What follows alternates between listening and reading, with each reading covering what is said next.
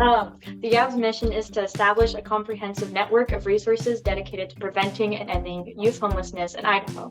We utilize our personal experiences to drive compassionate advocacy, foster strong connections, and empower youth in need. The YAB has been in existence since August of last year when Michelle approached me and Charlotte about starting it up since Idaho did not have one set up yet. Our goal to advance youth homelessness and projects across the state was the original reason Michelle had brought it up to both Charlotte and I. And me and Charlotte both immediately hopped on the opportunity because we work here at the Youth Resource Center and it's something we're both very compassionate about. The Youth Resource Center is somewhere I have worked a little over 2 years now. We house homeless youth and anyone that's really in need of housing, anywhere from the ages of 12 to 17 here in the area. We have food, games, beds, any necessity a kid could need. And we really just passionate about making sure these kids get loved and have the support system they need. As we already know, also work at the LC Valley Youth Resource Center. Like Sarah did say, we provide a safe and supportive environment for teens. We like helping them to find social connections and achieve success. I am a direct care staff, so I work day shifts there and get to build relationships with the kids and really get to know them and see where they're at in life. And so, yeah. My role at Voices Against Violence as a refugee advocate is to mainly focus on all refugees. So providing safety, providing resources, providing housing, helping clients, pick themselves up from, whatever abuse they faced in the past.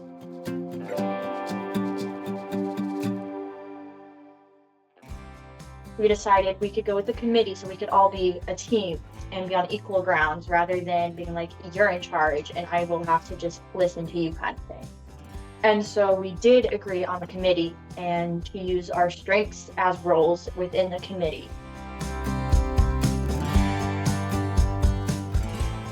Us being held back into what projects we need to work on and just meeting on Zoom, just like you guys said, just meeting on meetings, not really doing anything like hands-on.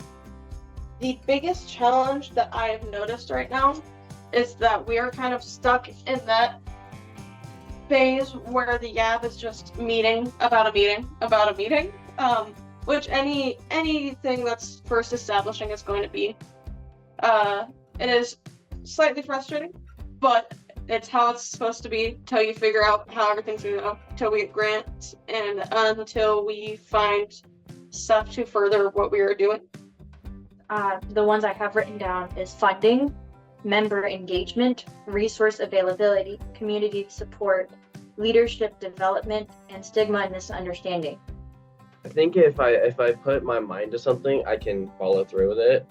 Just I haven't found the right calling. I do really well with good communication. So if there's unclear communication, I can kind of lose interest possibly. But as long as there's good communication, I feel like I'm being included. I feel like my voice matters. I feel like I wouldn't have an issue staying included or staying with it.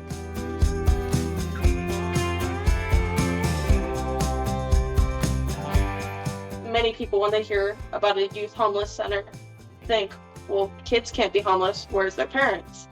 And it's not how it works, unfortunately.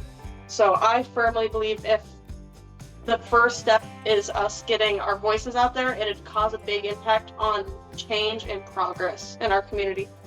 Affordable housing initiatives, transitional and supportive housing programs, mental health and substance abuse services, outreach and engagement programs, employment and job training programs, education and school support services, family reunification services, youth empowerment, and advocacy programs.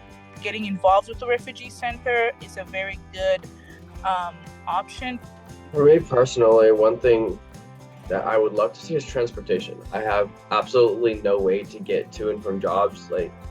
it sucks. I can't actually apply for anything that I want to because jobs are too far away and the bus systems are faulty. So it's been hard trying to make an income without access to transportation. Creating opportunities where we get to learn cool and new things, have experiences, have fun, realize that life is still okay and not as, it doesn't have to be as bad as it is right now. And To me, what it would look like, at least slightly, is our groups going out and actually talking to the community, hopefully being involved in town meetings, because that is something I really think would make a big impact. Obviously, reduce youth homelessness is a big one for me. Definitely stronger community partnerships. I believe like reaching out to like local organizations and stuff like that, having secure partnerships with other agencies and stuff. Sustainable funding. I'm hoping by then we'll have a lot more funding through grants, and definitely with advocacy efforts, legislative or policy changes that support homeless youth, because I know there was like a law that passed recently that definitely hinders a whole lot of like existing as a homeless person. Providing some sort of education to people in the community about what causes homelessness, even if it's involving substance abuse, domestic abuse, or whatever the case is, and definitely having more resources for different scenarios, because anyone can be homeless. I can even be homeless tomorrow. You never know what could lead in that situation. Life is very unpredictable. So having a lot more resources to provide to clients, to provide to the community, is something that I would definitely love to see in the future. It's felt like everyone kind of feels more equal now, and everyone feels a lot more willing to speak to each other on an equal basis. And since we've kind of all just slowly fallen into a rhythm of the way we talk to each other, and I know it helps that we've all personally started to grow more relationships with each other. So to me, overall, working in the YAB is both challenging and very rewarding. It provides a platform for personal growth and leadership development while making a tangible difference in our community. So working with everybody has really changed my perspective, I guess, because being able to see each person's story and see how they've gone from where they were originally at to where they are now is so inspiring. But being able to see how we went from that to being able to be the voice for the others around us that are going through the same thing or went through the same thing. And that's just, it's challenging to know that, but it's also so rewarding and inspiring, and it just makes me want to push for more and be stronger for even the members in our group, in our community. Honestly, success to me would just be seeing progress in our community, seeing progress around, seeing more open-mindedness, being united to come up with a solution to homelessness here in Idaho, and just being one, not being in competition with any other agency or any other resource.